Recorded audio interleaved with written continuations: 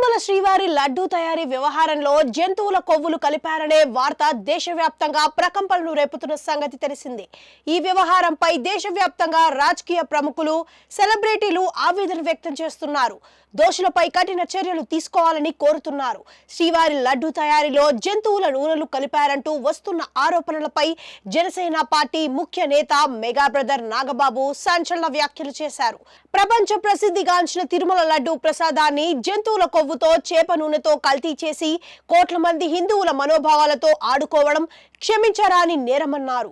ఈ మేరకు Nagababu social media మాధ్యమం ఎక్స్ లో సుదీర్ఘ పోస్టు పెట్టారు.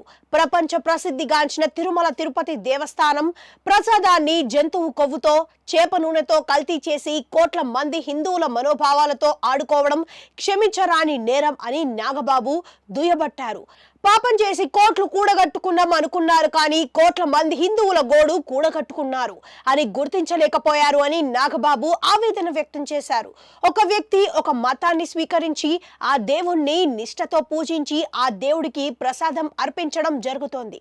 తదుపరి ఆ ప్రసాదాన్ని భుజిస్తే ఆ దేవుడే వారితో మమేకమైనట్లుగా నమ్ముతారు అని నాగబాబు గుర్తు చేశారు. అంతటి విశిష్టమైన ప్రసాదాన్ని, అందులోనూ తిరుమల వంటి ప్రపంచ ప్రఖ్యాత గల పుణ్యక్షేత్రంలో లడ్డూ ప్రసాదాన్ని 4 రాళ్లు మిగిల్చుకోవాలనే దురుద్దేశంతో జంతువు కొవ్వు సైతం వేయడానికి వెనకాడని ఇలాంటి ద్రోహుల్ని క్షమించకూడదు అని నాగబాబు తన అభిప్రాయాన్ని వ్యక్తం చేశారు. అందుకే టీటీడీ లాంటి శాఖలలో హిందుత్వాన్ని ఆచరించే వారుంటేనే ఇలాంటి అవాంఛనీయమైన సంఘటనలు పునరావృతం అవ్వవని నమ్ముతూ ఈ హేయమైన చర్యని నేను తీవ్రంగా ఖండిస్తున్నాను అని నాగబాబు ఎక్స్ లో పోస్ట్ చేశారు.